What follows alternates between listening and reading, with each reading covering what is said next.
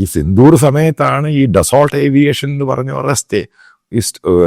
അതിൻ്റെ market share പോവുകയും J10 എന്ന് പറഞ്ഞ ചൈനീസ് സാധനം 4.5 ജനറേഷൻ എയർക്രാഫ്റ്റ് കയറി വരികയും ചെയ്തത്.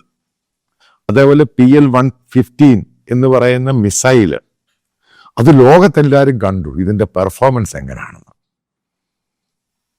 അതിനുശേഷമാണ് ഗ്ലോബലായിട്ട് പല രാജ്യങ്ങളും, ഗ്ലോബൽ സ്ട്രാറ്റജിക് മീഡിയയും സ്ട്രാറ്റജിക് ആയിട്ടുള്ള ആൾക്കാരും അതിനെ അപ്രൂവ് ചെയ്തത്.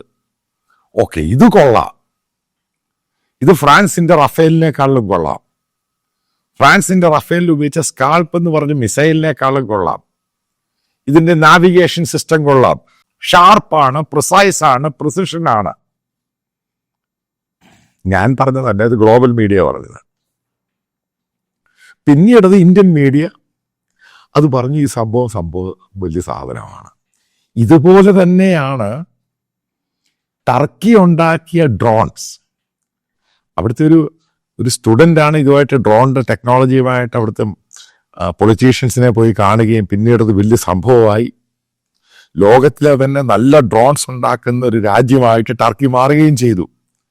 ഈ ടർക്കി ഡ്രോൺസ് ഉണ്ടാക്കിയ ശേഷം ഇത് ടെസ്റ്റ് ചെയ്യണ്ടായോ?